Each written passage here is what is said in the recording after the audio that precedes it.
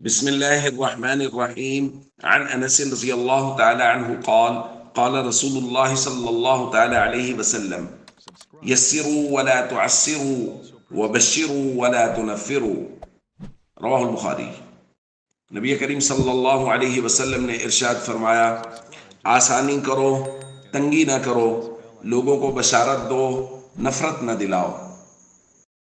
دوستو، نبی کریم صلی اللہ علیہ وسلم جب بھی صحابہ میں سے کسی کو امیر بنا کر، قاضی بنا کر، معلم بنا کر کسی علاقہ میں بھیجتے تو یہ نصیحت ضرور فرماتے تھے، جیسا کہ حضرت ابو موسیٰ فرماتے ہیں، کان رسول اللہ صلی اللہ علیہ وسلم اذا بعث احدا من اصحابہ فی بعض امری، حضور جب بھی کسی صحابی کو کسی معاملہ کے لیے بھیجتے تو یہ نصیحت ضرور فرماتے تھے، بشارت دو، نفرت نہ دلاؤ، یسروا ولا تعسروا، آسانی کرو، تنگی نہ کرو۔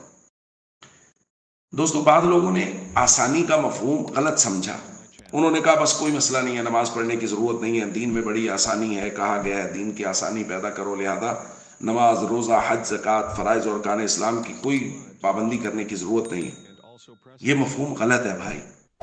آسانی کا مفہوم سمجھ لیجئے کہ اعمال کی جو حیثیت ہے، آپ اس کی حیثیت کو بیان کیجئے، اور جن اعمال کی ترغیب دی گئی ہے آپ ان کی ترغیب دیجئے۔ جیسا کہ آپ کسی کو نماز کی طرف لانے کی کوشش کر رہے ہیں، متوجہ کر رہے ہیں، تو اس کی آسانی کا مفہوم یہ ہے کہ ان سے کہیں بھائی ظہر کی 4 رکعت فرض ہے، یہ تو ضرور پڑھنی ہے، اس کے بغیر تو گزارا ہی نہیں ہے۔